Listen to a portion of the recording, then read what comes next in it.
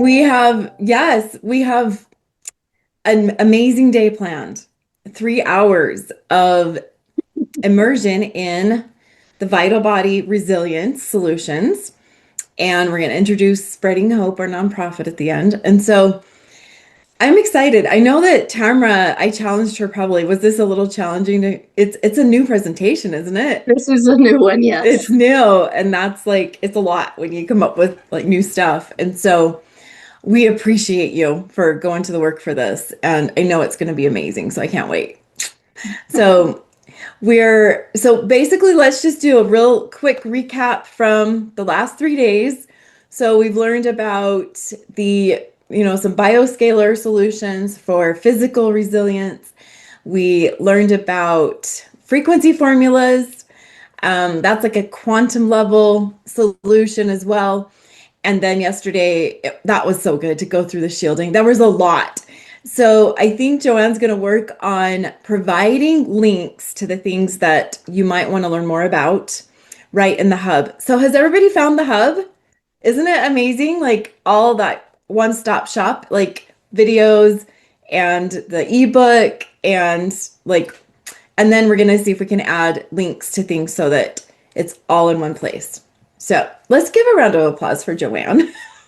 Oh, yes. She works so hard. Like she puts in the hours when we do these. And I've been throwing things at her all morning because I'm like still coming up with like some of the pieces of my presentation. So she's been amazing.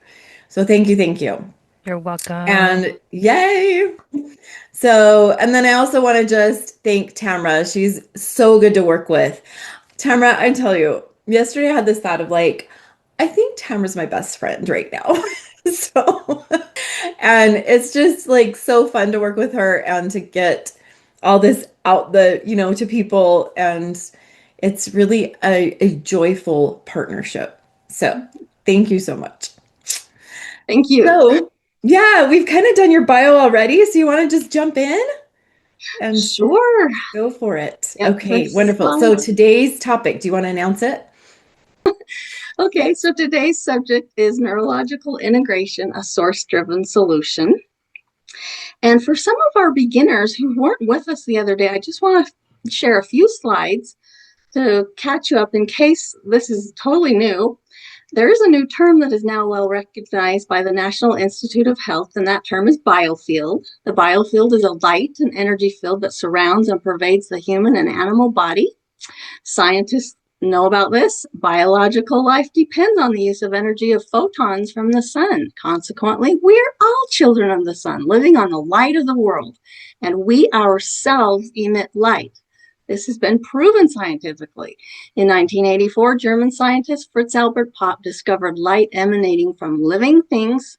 So that includes us. And this next slide is so fascinating to me. Really think about this. Popp came to realize that light in the body might even hold the key to health and illness. We are ill when our waves are out of sync. If we could take in the photons of other living things, we also might be able to use the information from them to correct our own light if it went awry. Isn't that fascinating? It is to me anyway. So that's what we're going to be talking about today, really. We're going to talk about light in the eyes and sharing that light. And one more introductory slide here before we get to our topic. Aaron Franklin wrote the book, The Spiritual Physics of Light, and he says the most amazing thing that just, warms my heart. It's not just that we should recognize that we all radiate spiritual light, but we should learn to turn this radiation into a light fountain of comfort, compassion, and charity to all around us. Isn't that beautiful? So today I'm going to be sharing with you, from my perspective, I learned to be a master rapid eye technician from the Rapid Eye Institute, and I'm sharing today what I've learned. A lot of it is from Dr. Renee Johnson, who did so much research and talks about the original man, Dr. Fabian, he's an MD, in her book, and how he did a lot of research too. So between her and the little tiny booklet I have of Dr. Fabian's, I've come up with a PowerPoint for you today. And I do want you to remember the good book tells us the light of the body is the eye.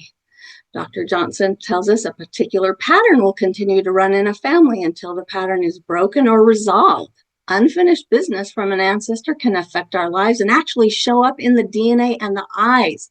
Oh, that's totally fascinating to me.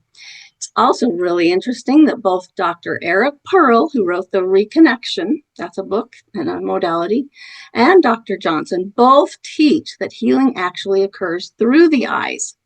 And I love what Dr. Eric Pearl said about that. He said, healing and transformation occur by way of an information exchange. Light and information, to be precise. And that's what we've been talking about this week. Since Wednesday, anyhow. I want to tell you a story now. I wrote in my journal about a client who came for a session. She was a massage therapist, and she told me she wanted to release grief and heartache. And after the session, she told me that she had had this open wound, and for the first time in 29 years, that wound was closed after losing her son. She had felt a pain inside herself like a sword, but it was totally gone. She had tried many different therapies, but she'd never been able to get over her loss of losing her son, she said, until today. And then she really surprised me when she said, as soon as you looked into my eyes, I knew that I could just let it all go. Oh, wow. So today, we are going to be talking about neurological integration or bonding. We're going to answer a lot of W questions about it. Why, where, what, when, who, and how. And a little bit of science along the way, just a little bit. So what is neurological integration anyway? Well, within the first 90 days of life, we may become neurologically integrated by our mother, our father, or a grandparent. Neurological integration or bonding consists of visio, so the eyes, neuropsychological processes between the eyes, the brain, and the pineal gland, located in the middle of the brain. And Dr. Renee Johnson explains, for centuries, spiritual teachings have said that the pineal gland is known to be crystal-like in form and that it responds to life force. We believe that the light or higher consciousness life force comes through the head or crown chakra, the main energy center in the body, and down through the pineal gland. This energy is then moved through the pituitary gland, which sends it to all the cells within the body. The client is able to contact emotion and discharge it much more quickly with integration. And then, okay, so when we are integrated, what happens? When we are integrated, we have an energy circuit that is complete to allow negative energy to be released up through the limbic system and pineal gland in the middle of the brain. This process of negative energy flowing out leaves space for spiritual light to be drawn in and reclaimed. That makes so much sense to me. So now let's talk about when. When do you see this happening? Well, eye contact with the mom is hugely important. That interaction from the optic nerve is going around the brain. It's impacting the amygdala, where emotions come from, and it's creating this emotional resonance loop. That's part of how the mother and the baby bond. Right eye to left eye contact is the most bonding eye contact that you can have with someone. And that's from neuroscientist, Dr. Tara Swart, who I see calls herself the #1 neuroscientist. I've learned from her things online.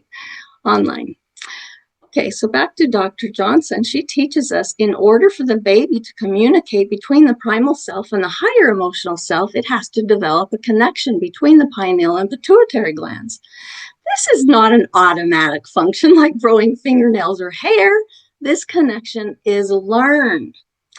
So later on in life, a non-integrated person may become integrated through a process with a person who's already integrated. The non-integrated person looks into the eyes of the integrated person and an energy exchange takes place. And the mind says, oh, that's how it's done. Many people are already integrated, and they, of course, are the people who handle stress and trauma amazingly well because they are processing on a deep level already. Okay, now let's talk about who. who studied this anyway? Neurological integration was first developed by Kenneth Fabian, MD of New Mexico, who completed his study in 1966. And he said, bonding is what he called it back then. Bonding is a non-repetitive, progressive therapy. Each time allows a bit of inner healing to happen. At first, old emotional damage is reversed. Then emotional scars that are bothersome symptoms eventually soften and disappear. And notice that he did have that emphasis in the original. He's the one that put those words in capitals. Now, he also gives us some comfort, and he says, an unbonded mother can bond with her newborn and produce a bonded child. And then he explains something that just kind of makes me chuckle. He says, it is very difficult for individuals and bonders to accept that a momentary intervention, namely the few seconds spent in deep effect bonding or neurological integration, as Dr. Renee Johnson calls it, can permanently change an individual's behavior and personality. How could this genuine yet very brief interpersonal contact yield such beneficial and lasting results? And then he gives his testimony.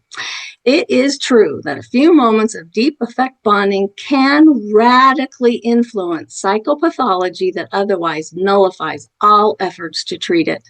And he worked with a lot of people with a lot of diagnoses.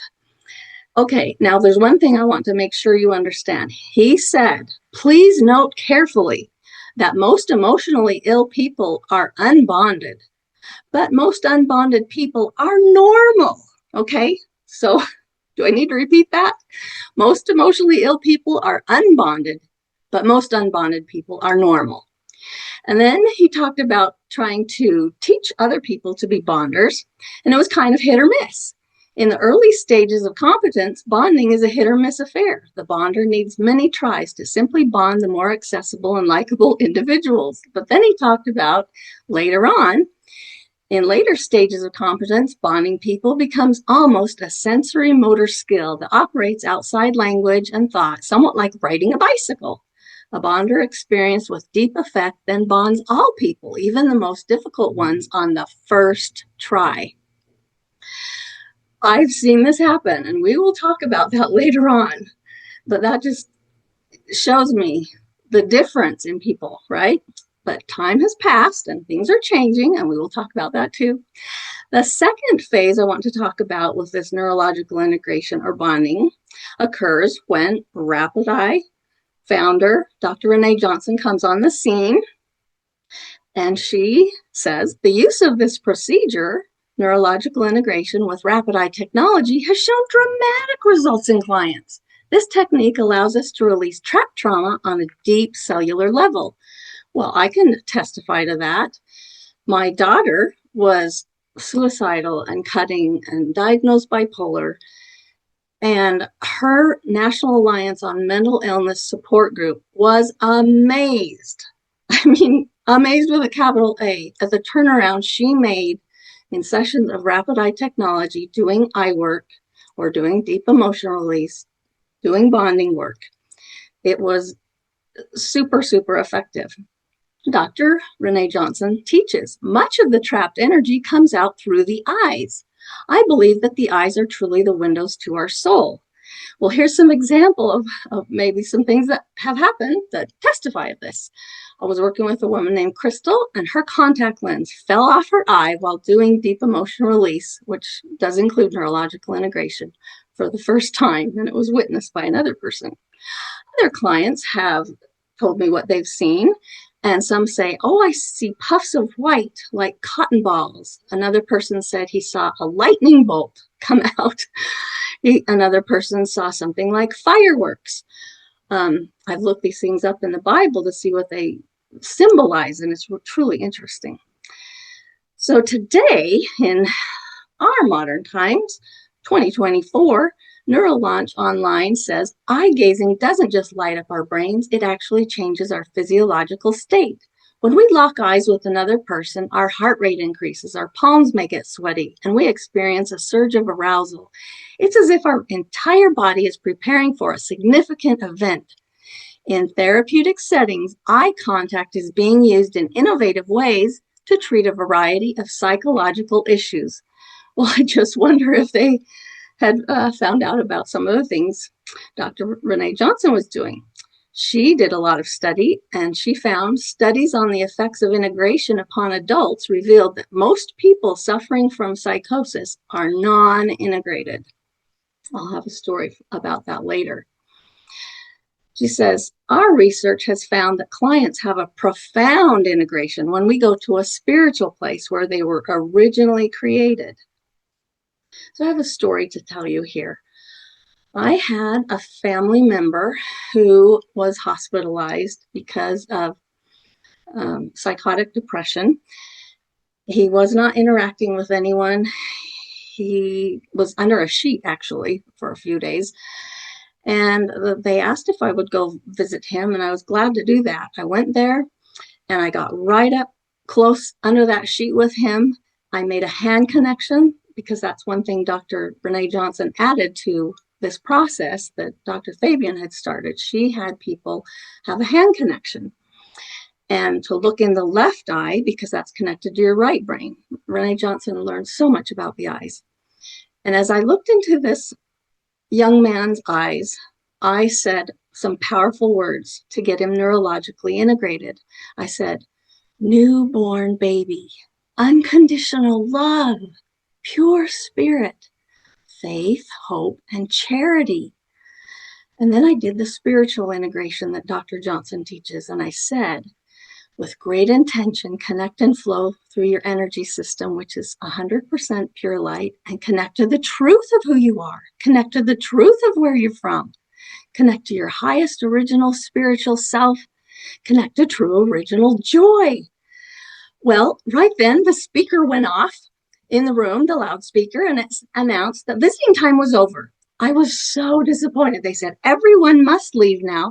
I had not even started the deep emotional release part of this process. All I had done was neurological integration. So I had to leave. But days later, that young man thanked me, and he said, thank you for coming to see me at the hospital. When you looked into my eyes, that is the moment I started coming back to reality. That is the power of this neurological integration. That's the power of bonding.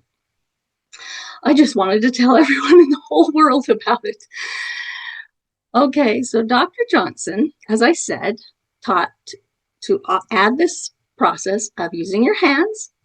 She also said to look in a certain eye, and she'll explain why, to see the client as already whole, because eternally they are whole. And she said to use specific words and watch the pupil to see if that pupil would dilate or change, and if it would start looking like it was breathing, like energy was moving. She also said to stop looking in the eye when the client had a glitch, when they blinked, if they looked away, anything like that, but then to repeat it in the other eye. And you could just do one eye after another to bond them that way. So I'm wondering, have any of you ever experienced bonding or neurological integration? If you'd like to, you can say so in the chat and share with us. Neurological integration is so important. It's the very first thing we do in Rapid Eye. And Renee Johnson teaches in her manuals to say to the client, I will be checking your eyes to see if your pineal gland and your pituitary gland are communicating. And to tell the client, you may notice that the pupils dilate in and out during this process. It is normal and merely means that the process is working well. Wonderful. Okay, so what is happening when you do this bonding, when you look in the eyes? I was very blessed to have a vendor booth at a conference right by a man who was doing quantum physics research. And he and I had quite a visit, and he shared some really interesting things from the point of view of science that I'd love to share with you right now. He texted to me, when two people look into each other's eyes with presence and safety, something unique happens. Co-regulation of the nervous system. And he listed 5 different things. So you can see in this photo here, that left eye there is really dilated, but not the other one. I was so happy I could find a picture that went along with this. He says our eyes are direct windows into the autonomic nervous system. Pupil dilation, blink rate, and gaze all communicate safety or threat. And then the other part of number one on his list. Sustained, compassionate eye contact allows two nervous systems to tune to one another. This co-regulation helps the other person feel safe enough to let go of trapped emotions. Secondly, eye contact activates mirror neurons in the brain, which are involved in empathy and shared emotional states. This creates a sense of being deeply understood without words, which is often the missing ingredient in unprocessed trauma. Thirdly, he said, looking into someone's eyes with acceptance sends the signal, it's safe here. You can feel this. You won't be judged or abandoned. And he said that containment can unlock tears, trembling, or other expressions of release that were suppressed when safety was absent in the original trauma. And boy, don't we see that, you facilitators out there who are doing light work, you know what I'm talking about. The fourth thing on the list was the biological synchrony. Studies of heart rate variability, breathing, and brainwave patterns show that two people in deep connection, especially through the eyes, can fall into physiological synchrony. And this synchrony itself is a kind of healing state where stuck patterns can unravel. Oh, I loved hearing that. Then the experience of release, the person being held in looking in the eye may cry, laugh, tremble, or simply exhale deeply as the body discharges trapped survival energy. The eye contact serves as both a trigger, bringing the memory and feeling forward, and a safety anchor, making release possible without re-traumatization. So let's just let go of that list for a minute. Well, that's the last thing on the list. That was number 5. I learned from Christine Price in her class on 0-point meridian training that yawning is a sign you shifted to parasympathetic state where you are in rest and digest. And of course, Dr. Renee Johnson teaches about it also, saying it can be the first sign of deep emotional discharge when you're yawning. So the quantum physics researcher summed up, in short, deep emotional release through eye contact is about co-regulation, empathy, and safety. The gaze creates a resonance field between two people where suppressed trauma can surface and discharge, leaving the person feeling lighter and more integrated. Well, that's what we're talking about here today, neurological integration, right? Well, there's a third phase to this neurological integration progressing through time, and that is pretty much my story. I was fasting and praying to know what to do to help my daughter who was, cutting and suicidal, and the spirit said to call my past bishop's wife. So I did call her, and she said, come on over. I believe I could do some things to help your daughter. And she was doing rapid eye technology and deep emotion release, which was very similar to Renee Johnson's work, except for a very important difference. And the effects of it were that she could see pained ancestor faces in front of the person's physical face as she looked at them, and she could tell if they were generational. I teach all of this in my second book, all of this in my class online. So it was truly amazing to find out for ourselves at home. When I couldn't take my daughter to her, she lived within us 40 minutes away, I would get up the courage to try this release process with my daughter at home. And this is my daughter's testimony about it. She said, over several deep emotion release sessions, I have seen my grandmas that are passed on. I remember the first time it happened, I saw my grandma Alice. I saw her face several times while looking into my mom's eyes. I saw lots of faces. It is as if their faces taken the place of my mom's face. I can no longer see my mom, but only my grandma's face until the issue is cleared. Then I see my mom's face again. I have also seen my 2 great-grandma's faces. This was a testimony to me that I was truly releasing generational issues for our own family, is what she meant. After each session, I felt lighter and brighter. I felt more at peace and like myself again. So working with clients over, a decade, I don't remember how long, the spirit would prompt me to do different things with those clients, and it ended up being a book about this process. Deep emotion release is a spiritual technique that starts with neurological integration, and it can be used to help others, whether they are present with you in that room or at a distance, and it's an elegant self-help process. So the main difference is, well, it's a spiritual process I teach. So always, we start with prayer, just like Dr. Bradley Nelson always starts with prayer. Then we do make the energy connection. We look in the eyes. But when we do the neurological integration portion, we keep looking in the eyes, even if there's a glitch, even if the client, blinks and looks away or whatever. We keep looking in the eyes. And we use specific intention. Remember, Christine has taught us on this conference here online how important our intent is.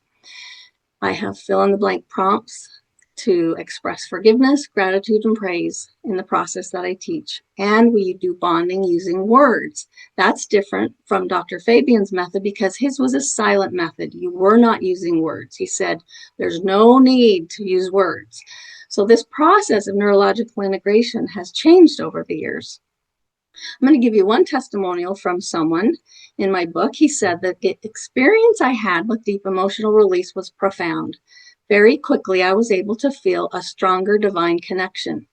She was able to connect me to the divine and bring in healing where previous modalities could not. Deep emotional release was profoundly different from other experiences. And since he said very quickly, I am thinking that this person really had that shift during the bonding portion that we do at the very beginning. Isn't that interesting? Now, some of you might wonder, well, why were you seeing your ancestors while doing this work? Scientists call some issues that we face secondary PTSD because we inherit the memories and emotions that our ancestors didn't process. The Bible calls these curses of the fathers passed down to the third and fourth generation. Now, I mentioned doing this process with clients, oh goodness, I started in 2004. So as I was doing this process, the Holy Spirit would whisper to me, have them forgive their ancestors. So I would do that, and then I'd research to find out why on earth do we need to forgive them. One day I was looking at the Map of Consciousness by Dr. David Hawkins, and I was just so grateful that my family could learn how powerful forgiving was to help, because it had truly made some enormous differences in sessions for my daughter, for myself. We had learned as a family how powerful forgiving was. But as I looked at this chart, the Spirit said, what would happen if you went higher on this chart? And I was prompted to take classes in gratitude and praise. Judy Dunstan's praise class was so beneficial. And then I'd study to learn, why are these things so essential? I love learning from Abraham Gileadi. His book teaches, as we learn the lessons God and history teach us, we can start reversing the world's curses, these curses of the fathers to the third and fourth generation. How? By turning our own ruin into rebirth, punishment into deliverance, suffering into salvation, etc. By living God's law. Our destiny is to assist in the earth's ongoing creation by raising its vibration to the level from which it came. To do so, we must live a higher law. So as I researched and found things like this, I could understand why God was prompting me to teach people to move up the map of consciousness to higher and higher frequencies. You've taught or learned some about frequencies this time. Other events Christine and I have done together, you learn a little bit more. But I had an experience happen in my life where I was put to the test of whether I could go into forgiveness and gratitude for a really hard situation. Once my daughter told someone, I'm going to end my life, and drove away. Oh, we didn't know where she was or if she was okay. We drove around for hours looking for her. I prayed a lot, asking for, I did a lot of forgiving out loud, for the family DNA and the epigenetics and all the choices in the family tree that was affecting my daughter. And I got to the point where I could actually think of things to be grateful for.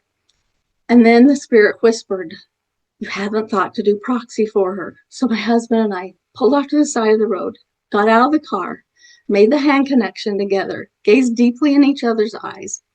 I asked to be proxy for my daughter, and I did neurological integration for her to get her spiritually connected to who she really was. It wasn't 3 minutes later the phone rang and she was willing to talk to the person that she had told that awful news to. This was better help than a suicide hotline. This was God's way of dealing with things. What a blessing. What a blessing. Okay, I have another story to tell you. So I found out how powerful this neurological integration is when we combine it with, forgiveness, gratitude, praise in all things. And people asked me if I would come and teach this. Well, I went to Idaho. A friend invited me to teach it at a setting up there. And I made the mistake of having the people pair up to start learning this process. It brought up so much emotion. It brought up people's past trauma and everything. Good thing it was a Rapid Eye Tech that had invited me up there, a couple of them. Marcel taught me, Tamara, you need to let people learn to work on themselves one-on-one first before you pair them up. That's because deep emotional release will connect really big, she said. Make sure to be grounded first. DER will connect really big. You don't want to share emotional stuff. Have boundaries, get grounded so that light flows out of you like a waterfall. It's very hard for darkness to come up a waterfall, she said. So that was so true. I needed to change the way I was teaching this and invite people to work on themselves first, which is how I had learned. I had to learn to clean out my own stuff, looking in my own eyes before I could start seeing more energy and ancestors and things like that. Well, just so she's not the only testimonial I give you about how powerful DER is, here's a workshop attendee that said, I feel a bigger difference after deep emotional release than other modalities. I've studied 21 different modalities, and this one goes deep into the layers of generational issues. So that's my lesson of learning to start with yourself. I also teach about ethics because Christine taught the most wonderful ethics course ever in her ZPM training. And we learned that whenever we do live or immediate demonstrations, we must remind the audience to maintain confidentiality and to obtain a signed waiver and consent prior to working with them. And so we also need to provide care for anybody who hasn't completed their processing in this live experiential, I'll call it. So this morning in the shower, I was thinking, okay, do I really have permission for us today to do a live experiential? And I remembered what happened in Logan. I was invited to go take 50 mirrors into a ballroom of people. I was invited by Spencer Watson and to teach them basic neurological integration.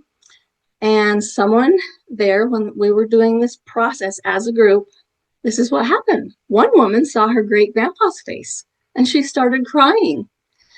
And she couldn't stop crying. It was happy tears, but she couldn't even talk. She was so surprised. Another woman was quite surprised that half of her face changed, but not the other half. Even though I had told them and educated about what could happen, they were still really surprised at what they saw. Someone saw a white mist while looking in the mirror as we were doing this.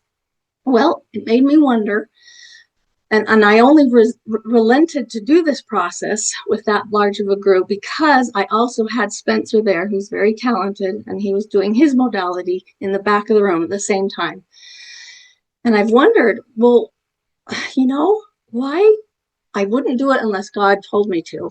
And I wasn't going to do it until I got an answer, and God told me, yes. I got this little prompting just while he's cleaning the house. It's okay to have them do some eye work together. So I did relent to do this because at first I wasn't going to. And it got me thinking, why did that happen? Have any of you heard of the 100 monkey theory?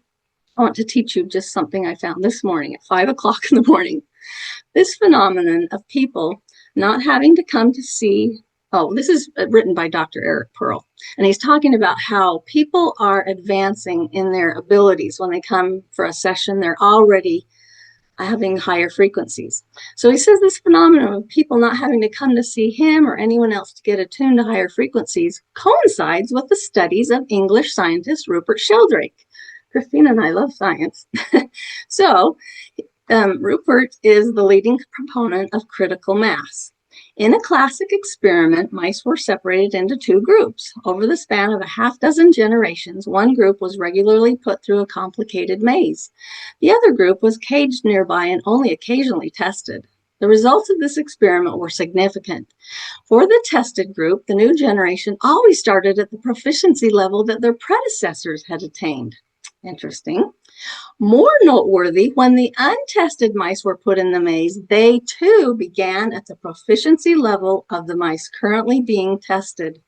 This phenomenon is also referred to as the guru theory, or more commonly, the hundredth monkey theory. I just love it when science has some backing to what we know in this field that we work in. So we're going to prepare to get ready to possibly try neurological integration. I want to teach you a few things first. Teresa Hansen wrote this testimonial. I have found emotional release to be a powerful clearing tool in many aspects. I especially love how I can do this work for myself using a mirror to achieve amazing results in my own personal well-being. This work is truly a blessing.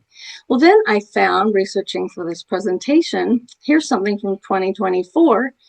Neurolaunch team said, one intriguing area is the use of eye-gazing exercises for personal growth. These exercises, which involve prolonged eye contact with a partner or even with oneself in a mirror, can be powerful tools for self-discovery and emotional healing. They said, by facing ourselves or another person in this intimate way, we confront our fears, insecurities, and hidden emotions. It's not always comfortable, but it can be incredibly transformative. I know people who really don't like to look at themselves in the mirror, you know? They don't want to look in the mirror. It's uncomfortable. We don't normally look in eyes very long, not even our own eyes.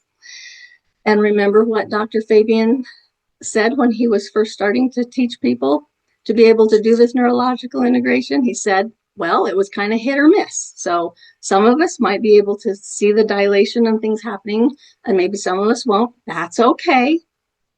But if we do this, what are you watching for? Do you want to put in the chat? What are you watching for when you look in your eyes to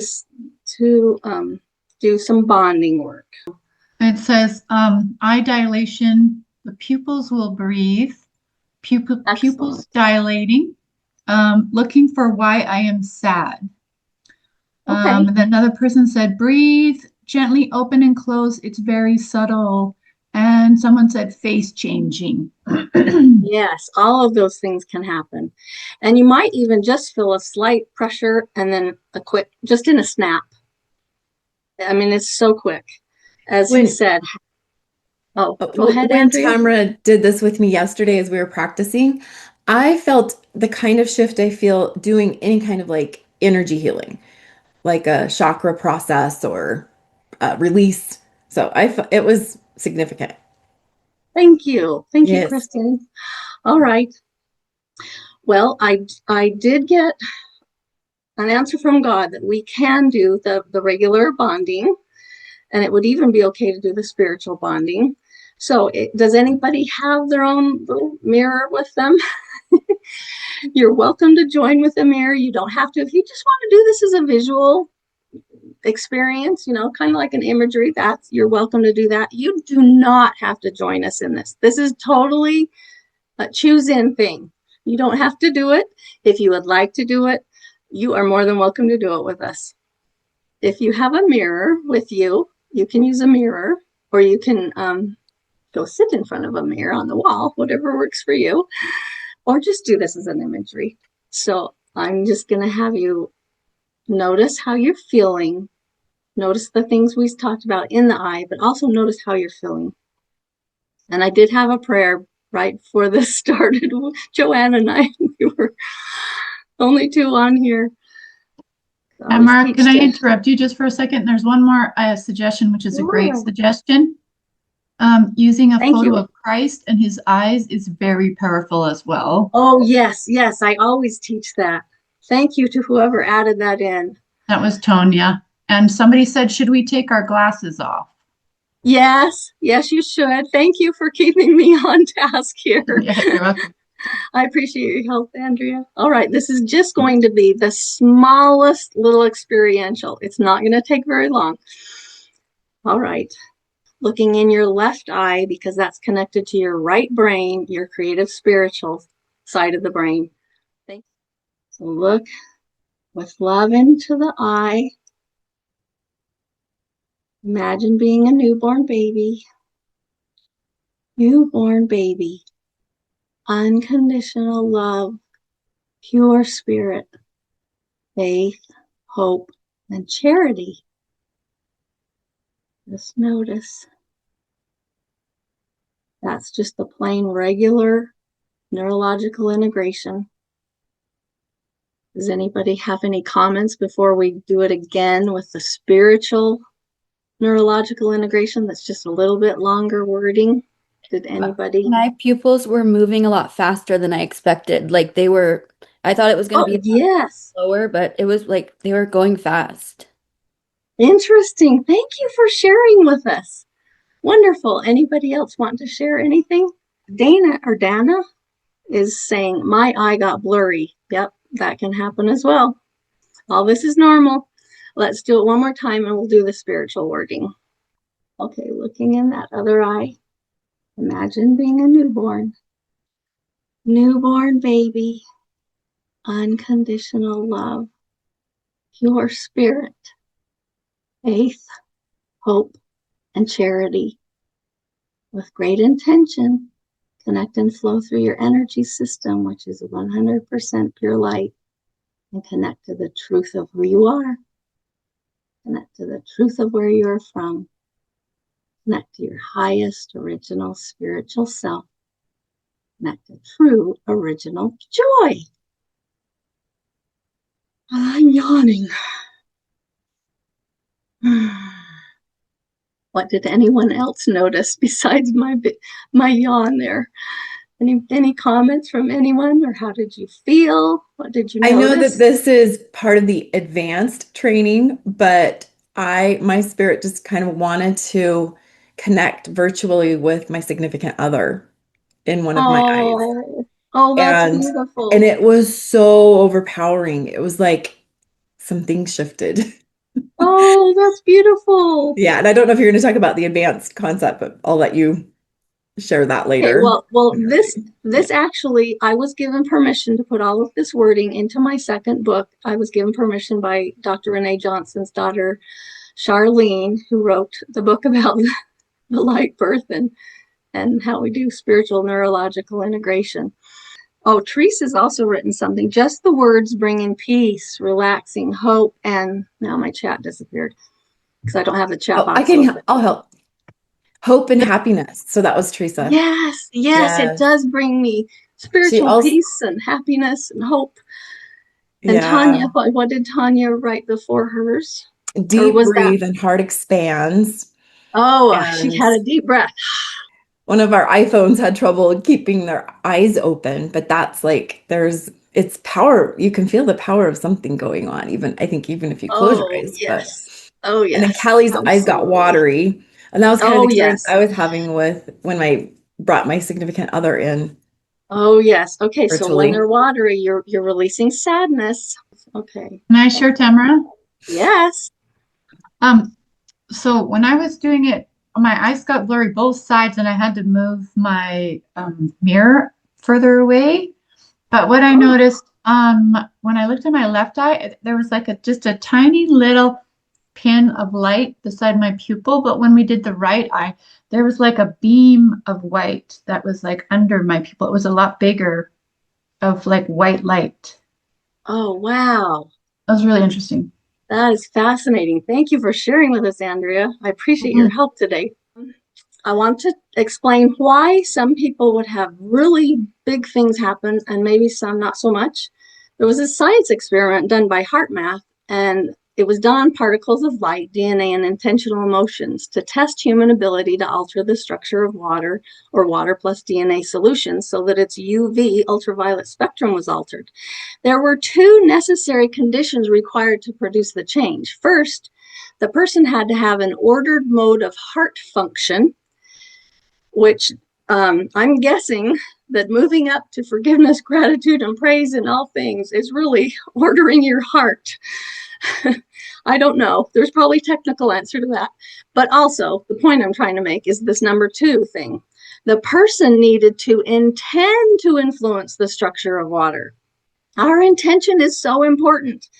I have a quote here from a man I totally respect in all ways. I believe he is a prophet, a president of a worldwide religion, and he said, if we knew each other as we should, there would be a desire on the part of every individual to study in their own minds how they might do their brethren good, alleviate their sorrows, build them up in truth, remove the darkness from their minds. If we understood each other and the real relationship which we hold to each other, we should feel different from what we do. But this knowledge can be obtained only as we obtain the spirit of life. The life force energy, it comes from Jesus Christ. As we obtain the spirit of life and as we are desirous of building each other up in righteousness. So he talks about intention as well. If we understand and we have that intention, we can bless people's lives. All right, Christine and I talked about whether or not to share some more science, and I don't feel that it's time to do that. I'll save that for an advanced deep emotional release class for those who've already taken the regular deep emotional release training. I will teach that there. And we learned that the eye is not just optical. It's actually, and then we've got a lot of science backing to back us up. He said, just tell people, since my stuff isn't published yet, just tell them conventional physics as we know it is being rewritten as we speak. I'm so grateful to hear this. So grateful. And one more thing that'll help explain things. Why 2 people make this possible? Being alone, a person's lattice may not generate enough stability to access or clear inherited distortions. With another person present, acting as a stable, and I'll save that for the class, the system has the safety and coherence needed to let old patterns rise without collapse. So just a little sneak peek of what could be coming if you want to join us in what we're doing over there in the future. Okay, we don't really have, do I have 5 minutes? Or I should probably skip this whole section here and just go to the ending section. You guys already know that why these generational You have 5 minutes. You've got 9 minutes. We'll let you go to the top of the hour. Oh, okay. Okay, so our grandparents programmed your parents and burdens passed down to you, and the scheme goes on for generations, back to childhoods of their ancestors, and will carry forward to your children unless the cycle is broken. I know that we will want to be doing this work because it works. I used to have terrifying dreams of being in a cabin trying to protect my children from a mob. I never have nightmares like that anymore because I've done a lot of generational clearing. I know generational clearing works because it helped to get my grandson out of the NICU. We did deep emotional release the one night, and he was told by the doctor, oh, your baby's going to be here a lot longer. But he was released the following day in the morning. It was amazing. There's some scriptures in Leviticus 26 that you can look up that tell us how come this can work. Another really great one, I'm not going to read these, Doctrine and Covenants 98, 45 through 48. Great instructions on what we can do to help our ancestors. The apparent injustice of the sins of the fathers being reconciled, being punished until the 3rd and 4th generation is reconciled. When it's understood, God is in fact encouraging the living to help their sinful fathers through prayer by asking him for forgiveness on their behalf. That's what that scripture was talking about.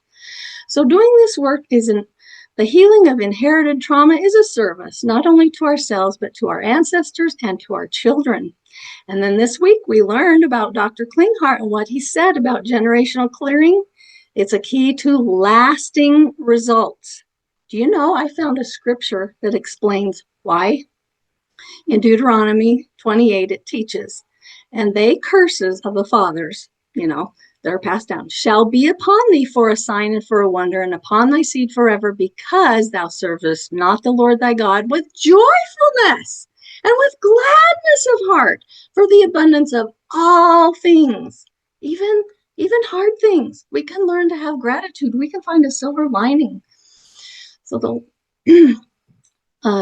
the question of how does this work?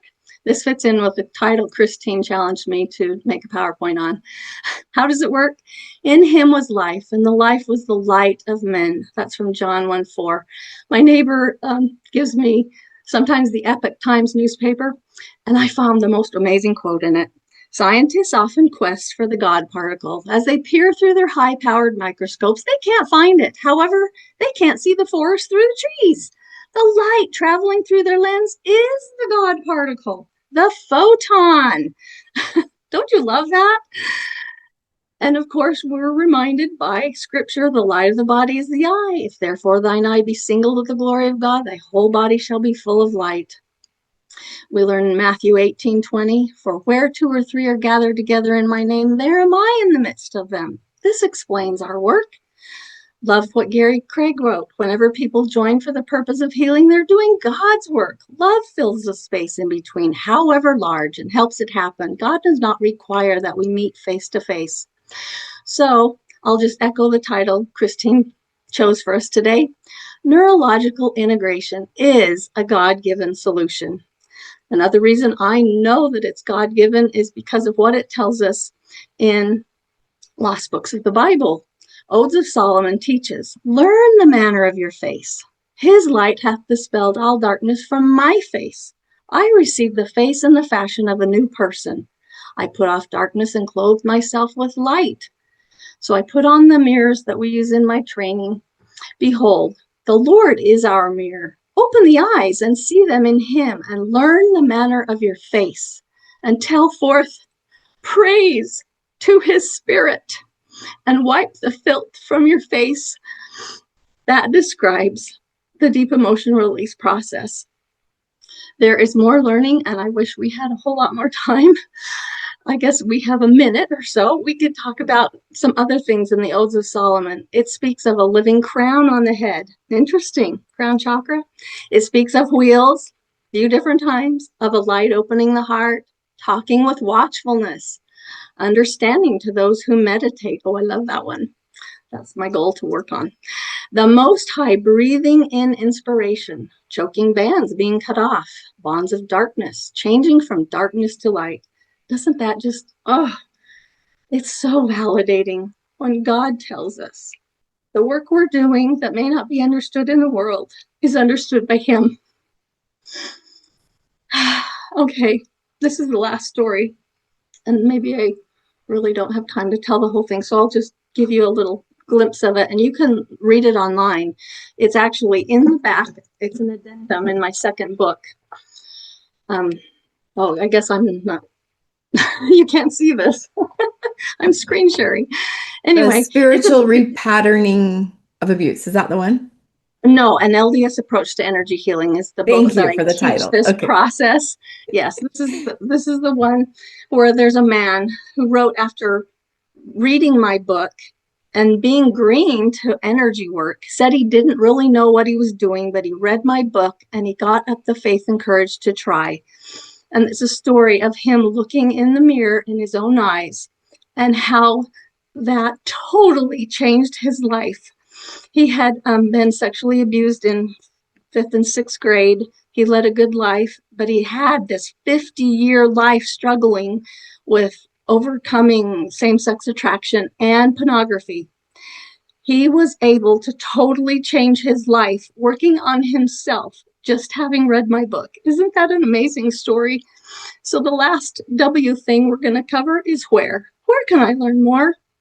You can learn from my second book, An LDS Approach to Energy Healing. You can learn from my online recorded video workshop. You can learn from a laminated card of just the wording and a list of optional processes you could do. Although it does say, can I interject? Is that our giveaway for today? That's our giveaway for today. Is one of those going a free laminated card. Yes. If you want to know more about the book, it does have step-by-step instructions, specific intentions, fill-in-the-blank processes to help you work. There's a chapter on forgiveness, one on gratitude, one on praise. There are unique lists in it that I have not seen in anybody else's books. It talks about some proxy and distant work a little bit at the end. It talks about spiritual gifts and lots of generational healing quotes. If you'd rather watch the class, you can just go to my website, langbooks.com, click on courses. I actually have 2 courses there. If you are interested in the other one, it's Facing the Energy Healing Controversy, and how we go through a paradigm shift and what needs to happen. It helps me to understand what's going on in the world where sometimes we're not understood. Gives me hope. And all of these things are on langbooks.com. Thank you for having me. Let's stop the share. Oh, you did it. You're like right on time. You did so good. Oh. Thank you so much.